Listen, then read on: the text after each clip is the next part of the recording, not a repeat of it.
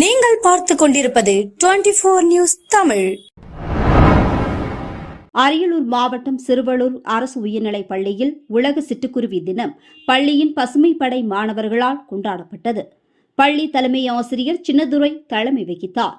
நிகழ்ச்சியில் கலந்து கொண்ட அரியலூர் மாவட்ட வன அலுவலர் டாக்டர் இளங்கோவன் அவர்கள் பேசுகையில், சிட்டுக்குருவி முன்பு நாம் வசிக்கும் இடங்களில் சாதாரணமாக காணப்பட்டது. ஆனால் தற்பொழுது மாசுபாடு, பசுமை இழப்பு, நவீன கட்டுமானங்கள் ஆகியவற்றால் இந்த சிட்டுக்குருவிகள் எண்ணிக்கை மிக குறைந்து வருகிறது.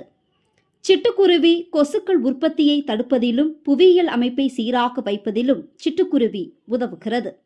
இந்த ஆண்டு நான் சிட்டுக்குருவியை நேசிக்கிறேன் என்ற கருப்பொருளோடு இந்த சிட்டுக்குருவி தினத்தை கொண்டாடுகின்றோம். அதே வேளையில் பள்ளி மாணவர்கள் பசுமை பரப்பை அதிகரிக்கும் பொருட்டு அதிகப்படியான மரங்களை வளர்க்க வேண்டும். இது சிட்டுக்குருவி எண்ணிக்கையை அதிகரிக்க உதவும். பூச்சிக்கொல்லி பயன்பாட்டை குறைக்க வேண்டும். அது கூடு கட்டும் இடங்களை உருவாக்க வேண்டும்.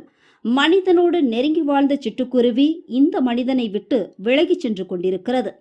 இயற்கை விவசாயத்தை மேற்கொண்டால் தீங்கு செய்யும் பூச்சிகளை சிட்டுக்குருவி ஒன்று உயிர் வாழும். எனவே சிட்டுக்குருவிக்கு வாழிடங்களை மாணவர்கள் அமைத்து தர வேண்டும் என்றார்.